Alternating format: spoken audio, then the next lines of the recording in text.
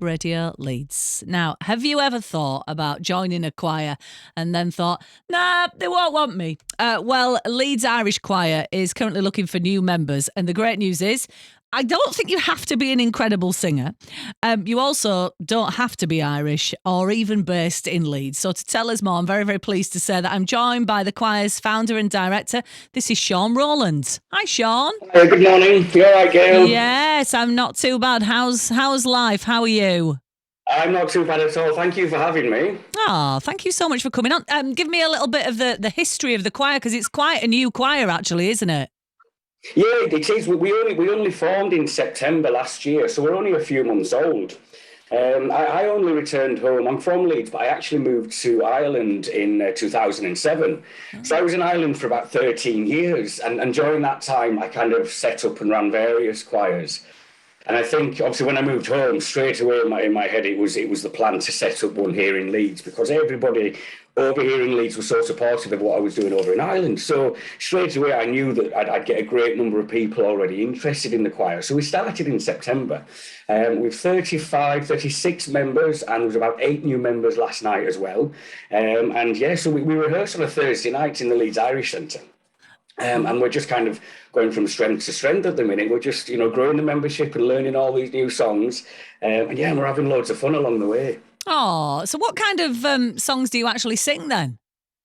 So it's a really varied mix. At the minute, we are learning kind of a spiritual number. It's kind of a gospel number. We started that last night, but prior to Christmas, obviously, we were learning Christmas material. But we also, like I say, it's a varied mix. So one of the songs that we learned from the get-go was a song called Life With You by the Proclaimers. And we also started, and you just played him there, was Ed Sheeran. We just started before Christmas, Ed Sheeran's Shivers. So it's a real mixed bag of songs that we do, because I think any choir should, unless you really kind of specialise in anything niche or whatever, you should, a good varied mix kind of pleases everyone across the board. Yeah. And again, keeps your membership happy as well, because people have varied taste, don't they? Absolutely. So yes, it's a right mix at the moment. And are you looking then for people who have a particular kind of range or a type of voice, or is it very much open to everybody who's kind of interested? Yeah, it's open to everyone really at the moment. Until we kind of get to a maximum number of members, really, we're kind of inviting everyone. We do have mixed abilities within the choir, so I ask that anybody that does come along that you don't have to be a Bublé or a Beyonce, that kind of a way. You just need to be able to hold some kind of a note within reason. With different sections in the choir, like you'd find in many choirs, kind of a soprano, kind of a higher end, and an alto, the mid range, and then like your tenor and bass, your lower end. So that consists of like ladies that sing with a lower voice, but also our males as well. We've got 3 men in the choir, but we're also looking for a lot more men as well, because it's always hard to get that balance, isn't it, with men in choirs? But yeah, as long as you can hold a note, you're more than welcome. And that you'll kind of find where you sit within the choir once you've done a few rehearsals. If you don't know your range, you'll soon find out, and I'll help you. So is music, is singing, is this your day job, or is this a bit of an aside for you then? It's an aside for me now these days. I suppose when I was in Ireland, and for a kind of a long time growing up, I was always involved in music. But back in Ireland, kind of for the last 6 years before COVID hit, I was a full-time musician. So I played the piano, and I used to teach the piano, and I used to gig at the weekends for weddings and ceremonies and all that kind of thing.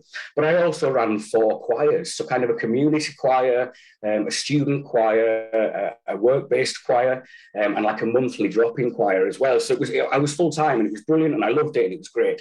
Obviously, COVID hit, and it hit everywhere, didn't it? So things kind of had to change. And I kind of reevaluated everything at that point. I thought, you know what, I've done my 13, 14 years in Ireland, loved every minute, but you know what, it's time to go back home to Leeds. So I work full time now, but yeah, this is definitely something that I do as a passionate hobby in the evenings and the weekends. Oh, well, that's a lovely, lovely thing. I know as well that you are forever inspired by the Leeds teacher, Ann Maguire, who a lot of people will remember was very sadly killed by a pupil in a classroom in 2014. How did you know Anne? Yeah, so I went to Corpus Christi Oh. as a pupil. So year seven, I joined the high school. I went to the primary school as well. Year seven, I joined high school. I met Anne pretty much within the first couple of weeks. And I wanted to learn the guitar because Anne was a keen guitarist as well as the choir director at Corpus. So I went along at the age of 12 or 13, whatever it was. And I said, Miss, can you teach me guitar? She went, absolutely. And straight away, you knew that Anne just welcomed everyone and anyone into the choir. So after about 10 minutes of learning the guitar, I said, well, I also play the piano. And she was like, right, up to the music department and get me a keyboard. So we brought down a keyboard from the music department and I started to play the piano. She went, I'll teach you guitar. She said, but you are playing piano for the choir. So I did that all throughout my 5 years at Corpus. But then after year 11, I left school. But that wasn't the end of it by any means. Anne had this magic of keeping you together and keeping the choir unit together. So many past pupils, and lots of who are in the Leeds Irish Choir now, continue to come back into school to sing for the school choir. So I played the keyboard, the piano for Anne right up until I moved to Ireland. So Anne, she was just a fantastic teacher and a mentor. I learned so much from her. And obviously it's so sad. It's extremely sad. And any choir that I've ran since, I've always done with Anne in mind because she's always there. But coming back to Leeds, I just knew that there'd be so many of the ex-Corpus crowd, the pupils, and we've got former colleagues of Anne that are in the choir as well. I just knew that it'd be up the forefront that we'd launch this new choir in memory of Anne. And it's just a fantastic thing to do. We know she would have been the first person there, Gayle. She would have been right there at the front of the queue because she loved it. She loved singing. She loved choir. She was so passionate about it. And she had this magic, like I say, to bring everyone together. And she's terribly missed, but she's there in spirit, we like to think. Oh, well, absolutely. Well, thank you for that. Thank you for sharing that. If people would like to join your choir, what is the best thing to do? Do they just tip up on Thursday night, or should they get in touch with you? How should they go about it? They think, of course, they can just turn up on Thursday night. But best thing to do is drop me a message. So we have a Facebook page. We're on Facebook, the Leeds Irish Choir, and the email is leedsirishchoir@gmail.com. So get in touch prior if you want, but of course you're more than welcome. We have another taster session next Thursday, and I know there's new people coming next Thursday that couldn't make last night. And like I say, we started a new song last night, so everybody's in the same boat. Okay, we're all learning a new song together. And you know what? The people in this choir are fantastic. I mean, like three of four of my sisters are in the choir. My mother's in the choir. Loads of friends from school that I've known for years, and lots of people, obviously from the Leeds Irish community as well.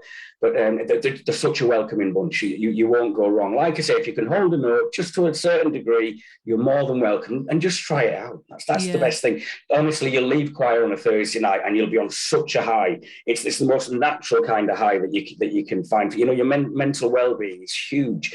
And singing in a choir just takes you from here up to here, Hilariously, I can see you, but nobody. I can see you going from here to here. I'm doing the directing. I can't get That's away fine. from it. That's absolutely fine. And I don't know if I mentioned this. Do you meet at the Leeds Irish Centre? Is that where you meet? Yeah, so the Irish Centre, they're a great venue. They let us use their rooms on a Thursday night. So we're all part of this Irish community, and the Irish Centre's been there for 50 years. And setting up the Leeds Irish Choir is also a tribute to them because it's a fantastic place. So the Leeds Irish Centre, Thursday night at 7:30. And yeah, we can be in the main room, the concert hall, or we could be upstairs in one of the other rooms or whatever. But Thursday nights at 7:30. And we finish around 9, 9:30, and then most of us nip next door for a little sherry or two, A little cheeky, lovely. A little cheeky one, yeah.